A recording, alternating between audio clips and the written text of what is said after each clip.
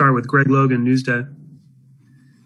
Kyrie, can you just discuss the difficulty you guys had on defense tonight, containing the hot shooting of Vucevic, Levine, and Satoransky? Well, yeah. Can you guys hear me good? Or well? Yeah. Oh, the camera's just like a weird angle. Yeah, we couldn't get as many stops as we needed tonight.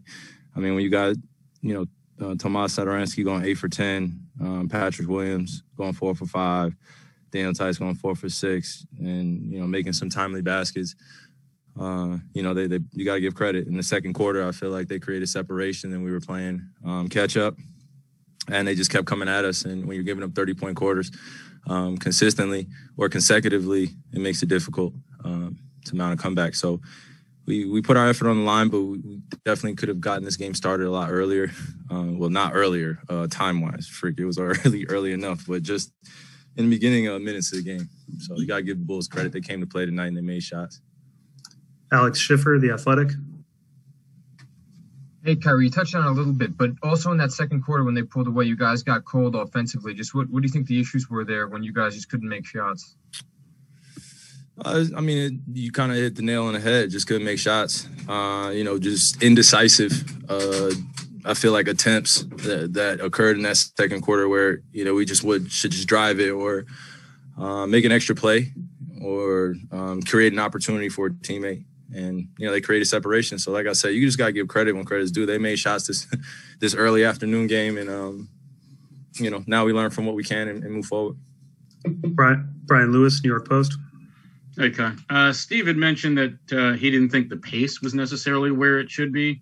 In your mind, is part of that related to you're playing big, you're playing with lineups and rotations that you are not accustomed to? Did you think that played into it, or was it something else?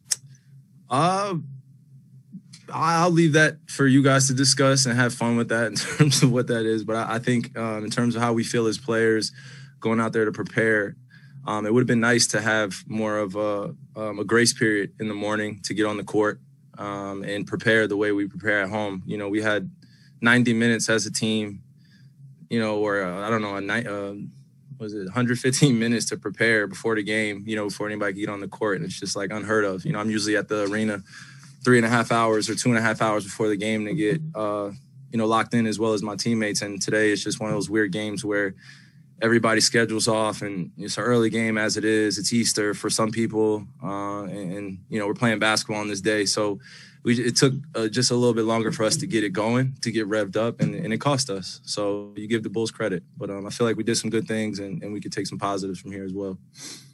Christian Winfield, New York Daily News. Hey, Kyrie, it seemed like at 1 second Tyler was running up the floor, and then the next second he's getting helped off. Did you see what happened there, and have you been able to talk to him about what happened?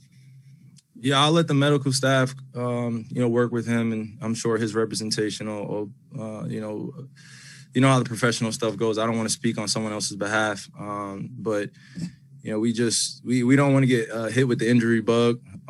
But it's inevitable for a lot of teams in the league, especially the amount of games that we're playing, and some of the weirdest things happen, at times. So we just got to be able to be there for them, support them, and get ready for another game in 24 hours.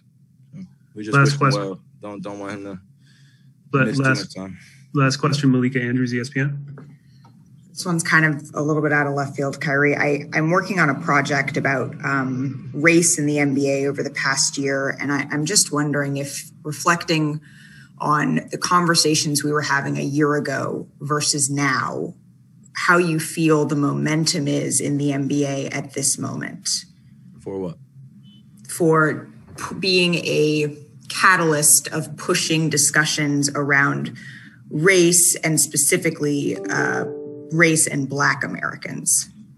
Yeah, respectfully, Malika, I think that question is due for an intimate conversation, off camera. I don't think that, right after a game, this is the space, because sometimes it doesn't get relayed the same way as it should in terms of, what's really going on out here. So I'm pretty sure we'll be in touch. But I would love to answer your question. I just don't think this is the platform right now to answer it.